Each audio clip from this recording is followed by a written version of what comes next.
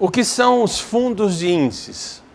Os fundos de índices, também conhecidos como ETFs, que são os iniciais de Exchange Traded Funds, são fundos que replicam índices e podem ser uma alternativa para os pequenos investidores que querem aí ingressar no mercado de capitais. As principais vantagens dos fundos de índice são a diversificação e o custo. Ao comprar cotas de um fundo como esse, o investidor está aplicando em ações de diversas empresas com o valor de uma só transação.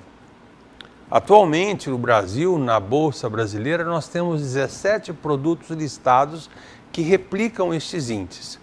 Um índice é um valor absoluto, que representa uma carteira de ações e que acaba medindo o comportamento dos preços destas ações ao longo do tempo. O principal é o Ibovespa, que acompanha a movimentação das ações mais negociadas na BMF-Bovespa.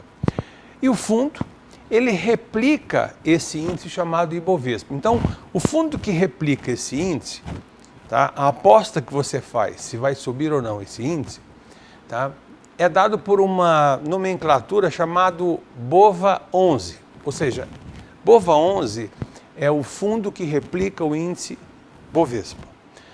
Também nós temos índices por setores, com seus respectivos fundos de índices. Por exemplo, se você consultar lá a Bovespa, você vai ver que nós temos lá uma nomenclatura igual a MATB11.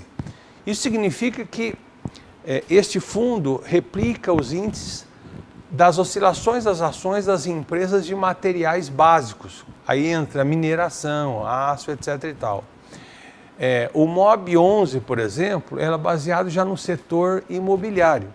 Então nós temos aí diversos índices que são setoriais. O processo em aplicar nesses fundos de índices é o mesmo que o de comprar e vender ações.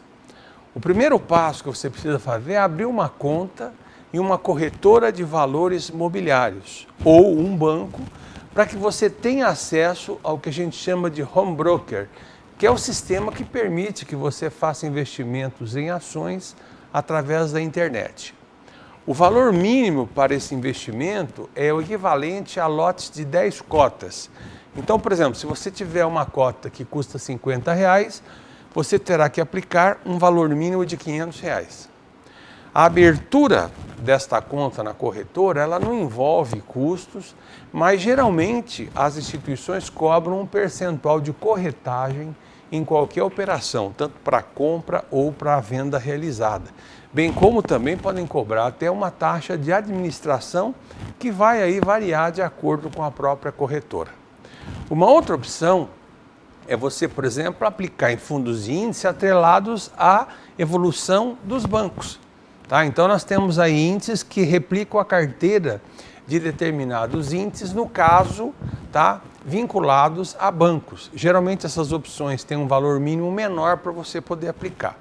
Em geral, nesses casos dos índices de banco, é só cobrada a taxa de administração e em todos os casos, em qualquer setor, na realidade a gente não vai escapar do imposto de renda, que vai ser cobrado sobre o rendimento aí numa alíquota de 15%, independente do prazo, evidentemente, que você escolha. Além dos custos, tem outro ponto de atenção, que é a baixa liquidez desses investimentos. Ou seja, você vai ter dificuldade se você resolver sair do investimento, se você quiser vender as suas cotas. Você só vai poder vender para interessados em comprar este tipo de cota deste tipo de fundo. Então, fica aí o recado. É uma opção para pequenos investidores, aqueles que querem começar no mercado de capitais de uma maneira mais tranquila, aplicar em fundos de índices. O que é que são debêntures? Todo mundo me manda perguntas para saber o que é essa palavra estranha aí que sai às vezes nos jornais. As debêntures nada mais são do que títulos de crédito emitidos por empresas, né? Elas fazem isso para captar os recursos. Ao adquirir um título deste, o investidor se torna credor da emissora do título, que ao final de determinado período que vai ser contratado, deve pagar o valor investido mais a remuneração com a taxa que foi acordada. As debêntures, elas podem render juros fixos ou variáveis, e elas podem ser de médio ou de longo prazo. A sua rentabilidade geralmente é atrelada ao IPCA, que é o índice que mede a inflação no país, acrescido de uma taxa de juros ou a outros indexadores, geralmente o CDI, a taxa aí utilizada para praticar empréstimo entre os bancos. As debêntures, elas rendem mais do que outras aplicações de renda fixa, como um CDB, por exemplo. Porém, em função disso, elas oferecem mais risco, tá?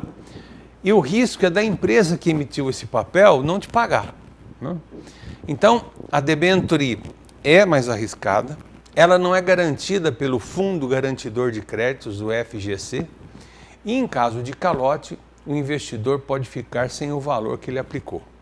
A garantia de uma debênture é o patrimônio da empresa, tá? Existe um tipo de debênture que é o chamado debênture conversível.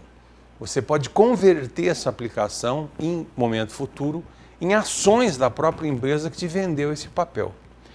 Para você investir em debêntures, é preciso você ser cliente de uma corretora que negocie esses títulos. Há cotas de valores iniciais que geralmente variam de R$1.000 a R$300.000 ou até mais. É possível você vender essas cotas antes do prazo que foi acordado. É claro que se você fizer isso, você vai ter uma perda, né? Em alguns casos, é preciso você ficar com o papel por um longo prazo. Geralmente o ideal é ficar acima de 10 anos, portanto tem que ser uma aplicação que você não vai precisar desse recurso no curto prazo, para aí depois desse prazo você receber a sua remuneração. É cobrado uma taxa chamada de custódia para guardar lá o título, né? E também a incidência do chamado imposto de renda sobre os rendimentos. Como a cobrança do imposto de renda é regressiva, tá? O que significa isso? Quanto mais tempo você deixar o dinheiro aplicado, menos imposto de renda você vai pagar. Então tá aí mais uma dica, tá? Para diversificar as aplicações, que são as debêntures. O que são fundos imobiliários?